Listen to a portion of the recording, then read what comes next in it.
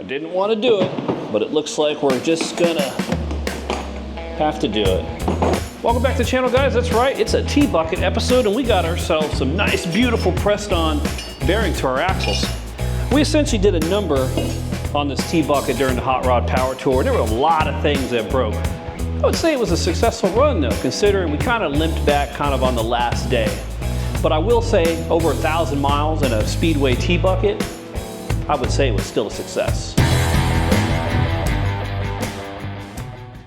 So we have had this thing apart so many times for the rear end, and we still have not been able to get it right before and after the trip. So we're not going to take any chances on this time. We are going to do a complete rebuild, overhaul.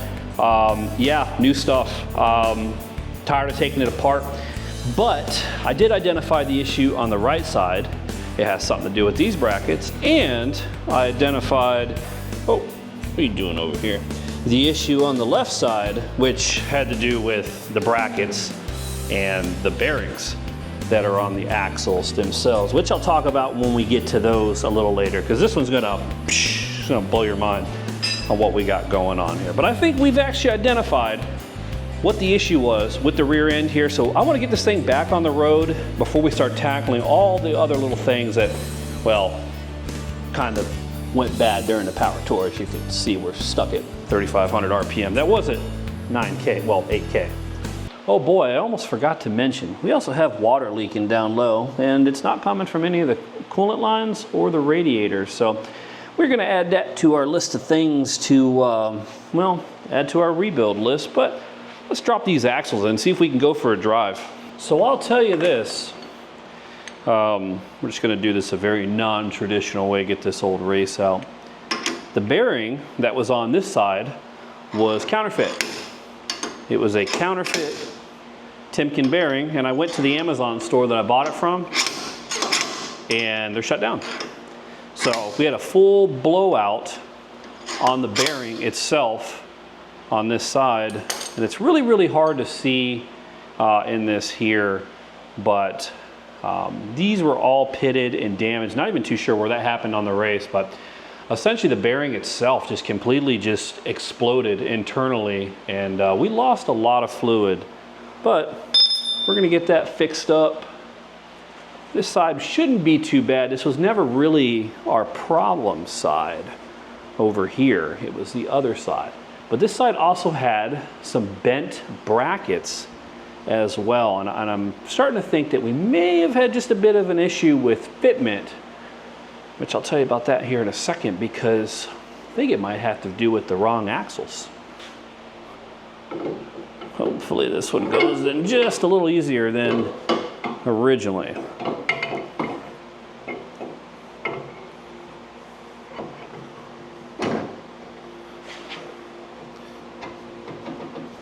There we go. And that'll set right in there. I've been keeping a bit of a running tally here. I think I would say this is probably number 7 that this thing has been taken apart. So, well, maybe this will be number 8. So I also found that this C bracket here that was on the axle was actually bent as well, which I'm sure that was causing some significant failures, but may have helped lead up to our issue. Haven't identified that, but it's getting new stuff at this point. That way we can isolate the issue. We don't have to worry about anything anymore.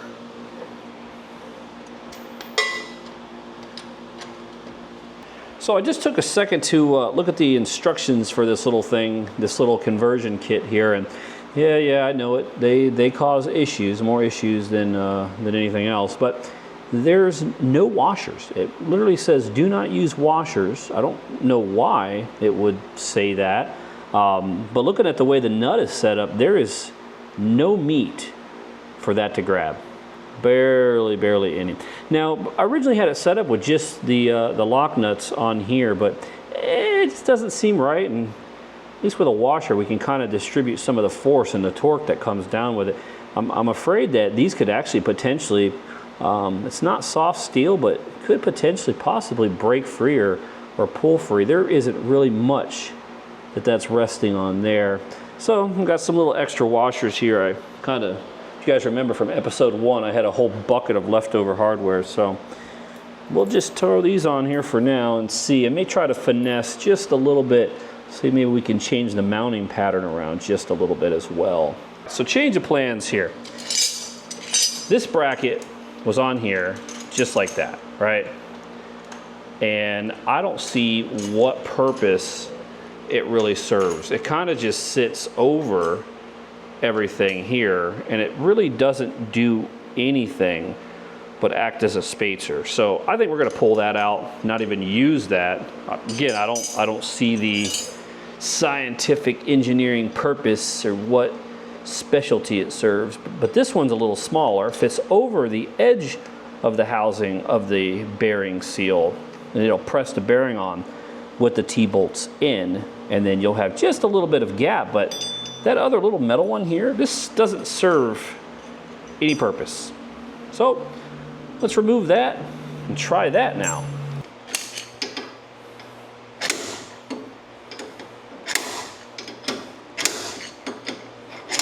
Promise you, that was only 3 whacks. I did not edit that. Whoa.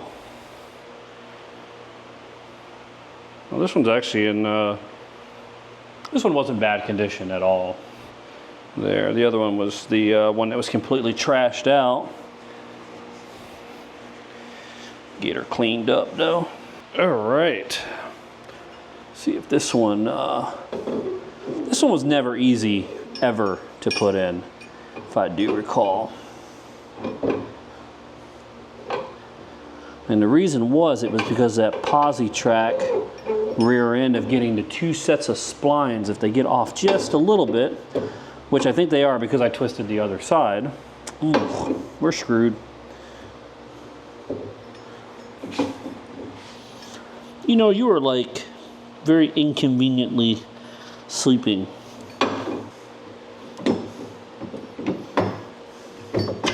There we go. Oh heck. I'll tell you, I think it was like episode 6. I promise you, it took me, I edited it all out. It took me like 2 weeks to get this axle in. Ended up having to cut it. Make it just a tad shorter. Now this bearing here on this side, this issue actually stemmed from, let's see if I have it behind me. It wasn't that bracket, it was, let's see if I have it.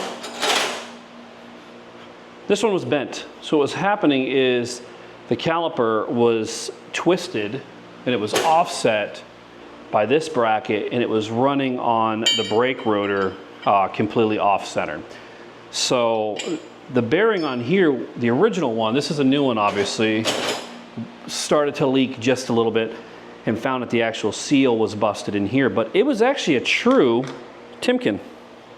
Checked it with their little markings and serial numbers, which again, that was the bearing that came with the actual kit itself, not like the other one, which I had to buy separately because it was an older setup here. But we're gonna do the same thing over here. No spacers, just the seal bracket there. And there's no torque spec on this, so we're just gonna Gorilla Grip it. No, I'm just kidding. We're just gonna give it enough where it makes the most sense.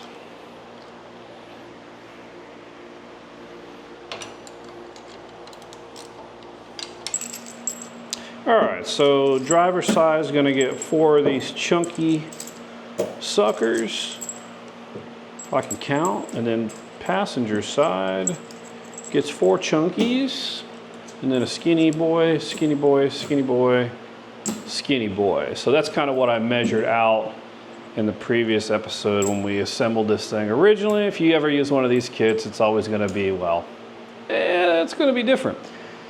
So do we use grade, what grade are these? Grade 3? I think I got some grade 5s around here somewhere. Tell you what, we're not gonna take any chances. We're gonna use those, but we will use these right here. We're just gonna give ourselves the fancy smancy rotor here. Where's my lug nut at? I literally just had my lug nut.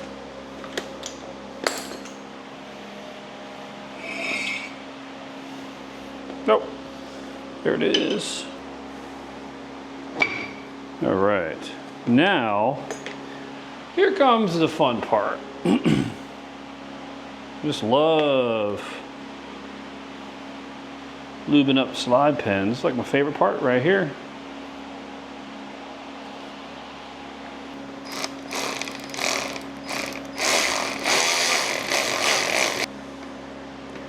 All right, I think that'll do it for the passenger side.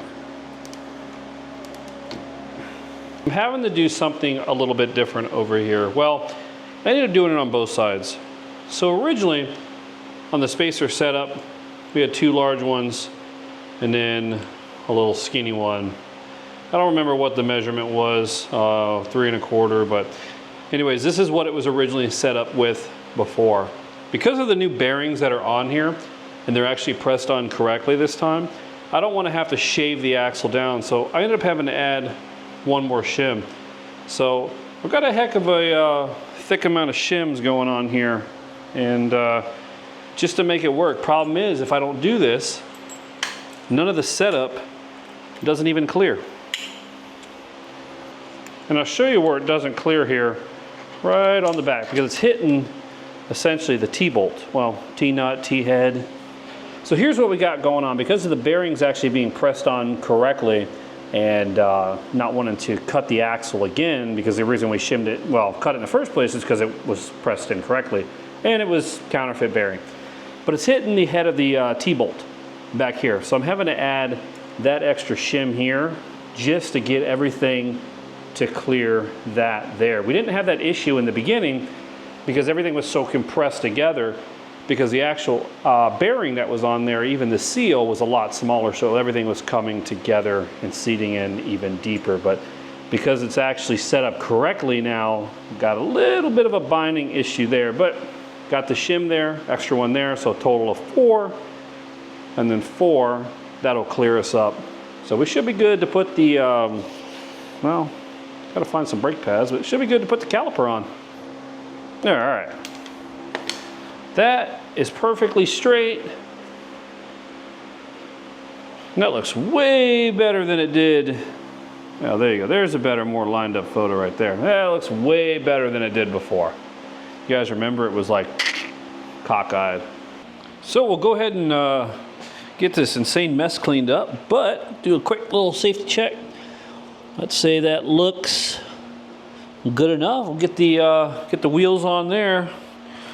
I'm hoping, man, I'm really hoping this fixes this issue so we can move on to all the other fun stuff. And I don't see any binding. That looks like that's going to work out perfect. Wow, that is some tight clearance in there. Never noticed that. But boy, is that pretty tight in there. But all right, let's do it. All right, let's make sure we get the right tire, since these are Una and not Omni. I think it's Omni, right? Omni versus Una.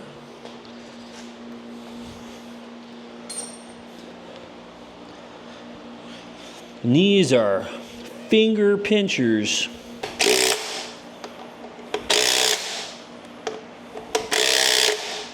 Realized something. We almost forgot the most important part of this whole thing. We need some gear oil in our third member here. It's bone dry. So we're gonna go with the stinky, I think it's still Lucas, and then I have some leftover Providence. Oh, that's Rural King, actually. That's actually pretty good stuff. Got us home on the last day of Power Tour. Look at that. Tested to 500,000 miles and still good. All right, Lucas. Challenge accepted. Put this back on here. Well, here's the fun part. This is like priming those old diesel trucks that didn't have the electric priming ability. You have to sit here and pump it like 300 times. But well, so much for that test ride. We got some pretty severe issues going on. And well, let me explain. That shimming that we did, the lack of spacer, you know, I thought it was a good idea at the time, and I had my reservations about it. But hear me out on this sucker here. when you put the brake rotor on, okay, with the brake caliper, it's hard to describe. Actually, you know what? Let me jump over to the other side. Get a better idea of what's going on here. So with the way that the shims are set up, what's happening is everything is cockeyed. Even though it looks like it's straight, watch this. And it wasn't until I actually put the tire on and I was about to drop it down, I was like, wow, this doesn't look right. I have no idea what I was thinking. But see if I can push this in.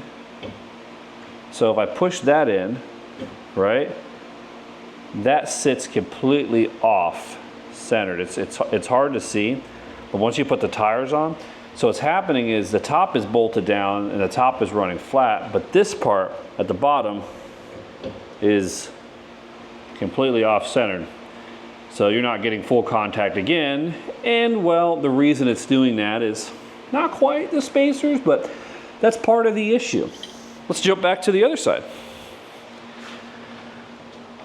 Well, because the bearings are pressed on correctly, it's not fully seating all the way in the axle housing.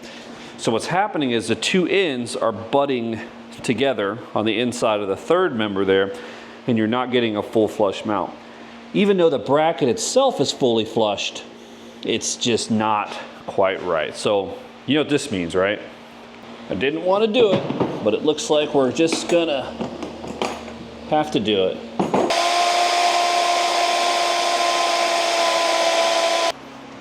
All right, so the axle's back in. All right, let's go back to our original design here with our two spacers set up, and I think we are looking good now.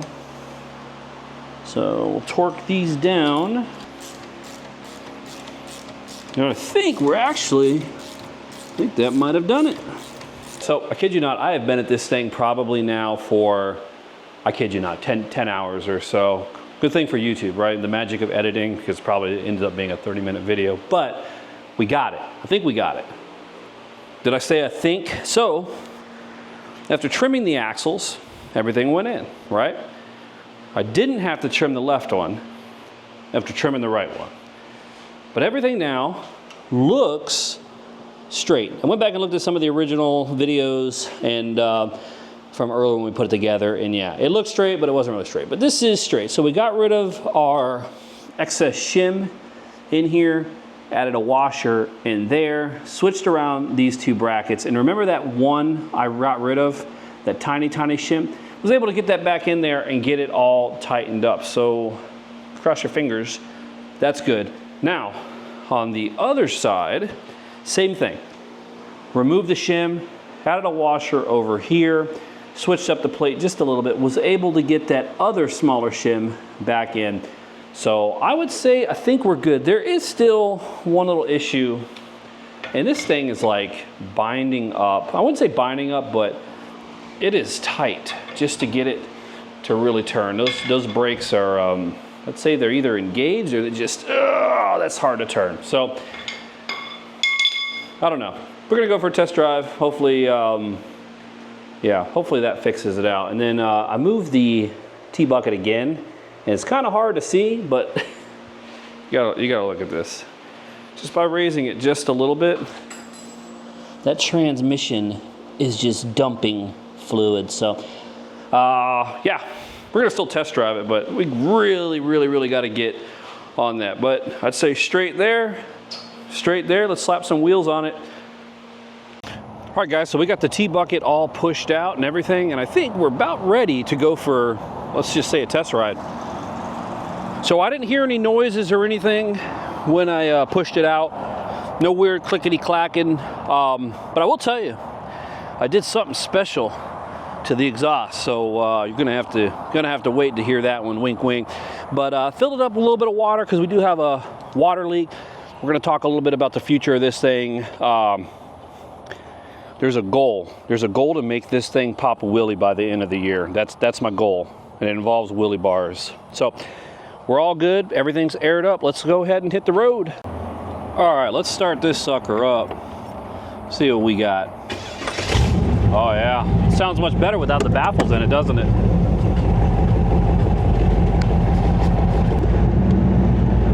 All right, so far I don't really have any weird little janky sounds going on. Let's kind of get on it and see how this goes.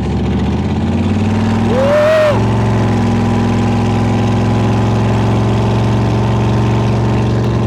Boy, that thing is loud. So right now I'm just running it, no baffles, just a straight 9-inch cutouts with the swings out, the swing outs. I don't know what you want to call them, but I'd say so far, I'd say a good bearing job. I don't have any of the original issues that I had before. No grinding, clanking, clunking, nothing. It feels really, really good now, especially when you put on the brake. If I put on the brake, you guys remember we had that really, really loud grinding sound, but none of that anymore. I think I'm gonna leave the baffles out. I kind of like it without the baffles in it. We're gonna go ahead and let some of this looky-loo traffic go here. People slow down. People slow down and see the T-bucket go by. It's kind of funny. And they'll stop right in the middle of the intersection.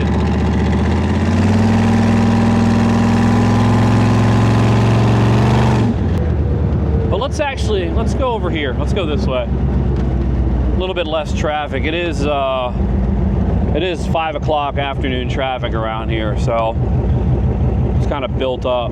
But the motor actually runs pretty good too right now. Even though we got some issues going on with the heads and a stuck valve, it runs good. It runs like it can breathe a little more too. But let's get on it and see how it runs. Oh, there's one of those terrible Tesla, the Cybertrucks.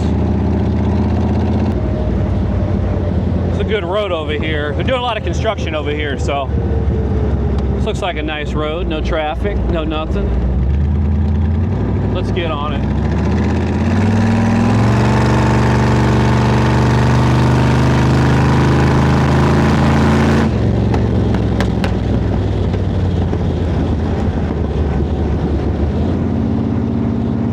Yeah, there's that pop.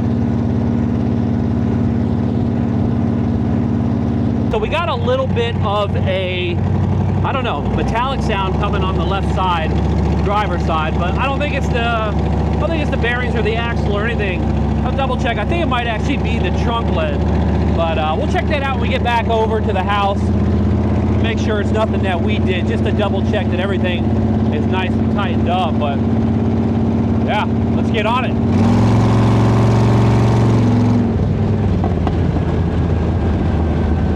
I'm telling you, this thing's like a like a